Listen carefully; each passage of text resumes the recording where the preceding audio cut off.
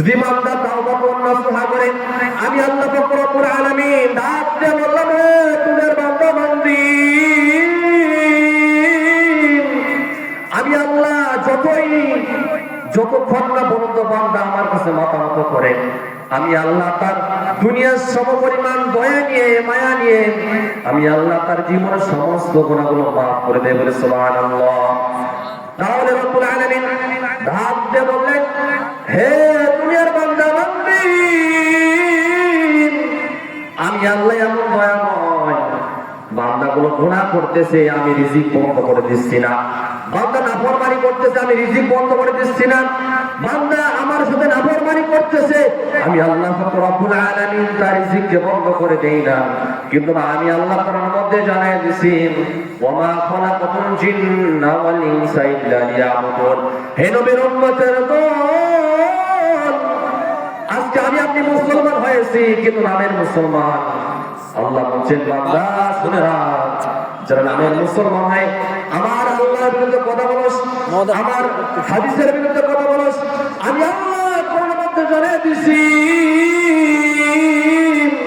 এই জান্নাতের এবং জাহান্নাম তোমাদের জন্য সৃষ্টি করে রেখে দিয়েছে নবীর উম্মতেরা দল। এই জান্নাত হবে, আমি এর মধ্যে জান্নাতের মধ্যে চলে যাব, হয়তো জাহান্নামের মধ্যে চলে যাব। এই জান্নাত এবং জাহান্নাম আমাদের জন্য রেখে দিয়েছেন।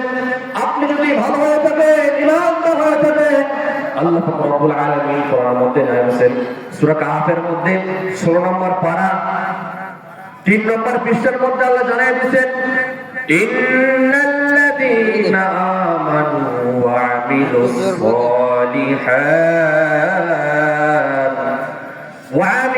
সালিহাতি কানাত লাহুম জান্নাতুল ফিরদাউসি নুজুলা। আল্লাহু আকবার। রব্বুল আলামিন এই আয়াতের মধ্যে বান্দা বান্দীদের জন্য সুসংবাদ দিয়েছেন, খুশির সংবাদ দিয়েছেন। আল্লাহ বলছেন, বান্দা রে বান্দা, যেই বান্দাগুলো আমার হুকুম আদায় করার আসেন, আমার রাসূলের হুকুম আদায় করার আসেন, আমি আল্লাহ তার জন্য জান্নাতুল ফিরদাউস নামে শান্তির জায়গা রেখেছি। বলে সুবহানাল্লাহ। আমার ভাইরা, ও কদমশ এলাকার যুবক ভাইরা, ভালো করে কান লাগায় শোনো ভাই, এই দুনিয়াতে থাকার জায়গা নয়। এই দুনিয়া হলো আমাদেরকে পরীক্ষা করার জন্য দুনিয়ার মধ্যে পাঠিয়ে দিয়েছেন। আল্লাহ পাক রব্বুল আলামিন কুরআনুল কারীমের মধ্যে জানিয়ে দিয়েছেন, যখন আমি বান্দা বান্দীদেরকে দুনিয়ার মধ্যে সৃষ্টি করি, বান্দার হায়াত দিয়ে সৃষ্টি করি, বান্দার মৌত দিয়ে সৃষ্টি করি, বান্দা কোথায় জন্মগ্রহণ করবে সেটাও সৃষ্টি করে রেখে দিয়েছেন। বান্দা কোথায় মৃত্যুবরণ করবে, কিভাবে মৃত্যুবরণ করবে, আমি রব্বুল আলামিন কুরআনুল কারীমের মধ্যে জানিয়ে দিয়েছি। যেই বান্দাগুলো আমার নাফরমানি করে, আমি আল্লাহ কিছু বলবো না, আমি আল্লাহ কিছু বলবো না। একদিন নয় একদিন আমার এখানে আসতে হবে, তখন বান্দা কোথায় পালাবে?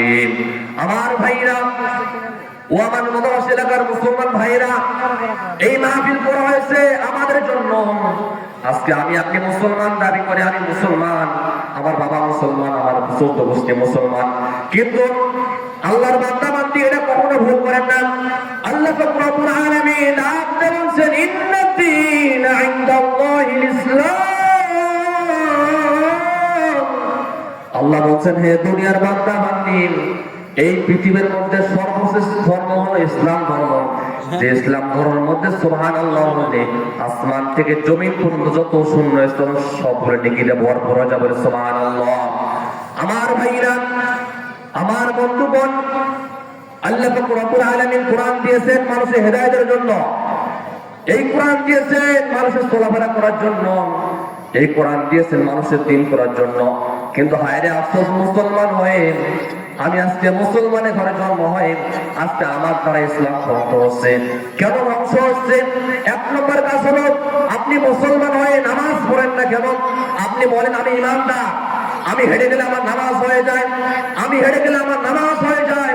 কিন্তু যেই সব বান্দাগুলো এই নাফরমানি করে, সেই আল্লাহর বান্দা তারা না, তারা হলো 1 নম্বর কাফের।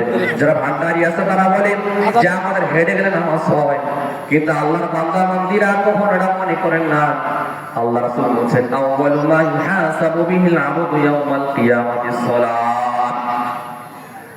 নবীগণ জানিয়ে দিয়েছেন যে যখন বান্দা মৃত্যুবরণ করে, মৃত্যু বরণ করার সাথে সাথে বান্দার আমলগুলো পূর্ণ হয়ে যায়, বান্দার আমলগুলো বন্ধ হয়ে যায়। বান্দা যখন কবরের মধ্যে চলে যায়, ওই বান্দাকে মুনকার নাকির ফেরেশতা জবাব করে, আমার রব্বুকা মান দিনুকা মানি আবিদুকা। আপনি যদি ইমানদার হয়ে থাকেন, আল্লাহ তাআলার প্রিয় বান্দা হয়ে থাকেন, আপনার মুখ দিয়ে এমনিতে বের হয়ে যাবে। কিন্তু আপনি যদি দুনিয়ার মধ্যে মান রব্বুকা আমার রব আল্লাহ, যদি আপনি কিয়ামত পর্যন্ত খালি বলেন মান রব্বুকা আমার রব আল্লাহ, এই আল্লাহ আল্লাহ করতেছেন এবং ভিতরে ভিতরে মুসলমানের ক্ষতি হতেছে, আপনার মুখ দিয়ে জীবনেও ওই আল্লাহর রবের পরিচয় কখন বের হবে না। আমার ভাইরা, আমার বন্ধুগণ, এই ইসলাম ধর্ম আমার একটা ধর্ম। এই ইসলাম ধর্মের মধ্যে যেই সব বান্দাগুলো আল্লাহর বিরুদ্ধে কথা বলতেছে, আজকে দেখবেন কত মানুষ, কত মুসলমান হয়ে আমার নবীর গালি দিচ্ছে, আমার নবীর বিরুদ্ধে কথা বলতেছে। যেই সব বান্দাগুলো আমার নবীর বিরুদ্ধে গালি দিচ্ছে, আল্লাহর বিরুদ্ধে গালি দিচ্ছে, তারা কখনো পরিপূর্ণ মুসলমান হতে পারে না। এই জন্য আমার ভাইরা, এই 9 মাস মাহফিল হলো আপনাদের ভালোর জন্য মাহফিল করা হয়। আপনার তো সব সময় নামাজ পড়েন, কিন্তু সেজদা করলে যে আমি আল্লাহর কাছে গ্রহণযোগ্য সেটা কখনো ভাবেন না। আপনি নামাজ পড়তেছেন ঠিকই, কিন্তু আরেক বান্দার আইন খেলতেছেন, আরেকবার ক্ষতি করতেছেন, আপনার বান্দার হক মেরে খাচ্ছেন। কিন্তু যদি আপনি নামাজ কিয়ামত পর্যন্ত পড়েন, তবু আপনার নামাজ কবুল হবে না। আমার ভাইরা, ও নদবাস এলাকার যুবক ভাইরা, আপনাদেরকে আমি একটা অনুরোধ করব। আল্লাহ রাসূল বলছেন, যেই বান্দাগুলো যুবক অবস্থায় পেয়ে আল্লাহকে ডাকে না, আল্লাহকে খুশি পায় না, যখন বান্দা বুড়ো হয়ে যায় তখন তা আল্লাহকে ডাকতে পারে না। এই জন্য যুবকদের উদ্দেশ্যে আমি কয়েকটা কথা বলবো।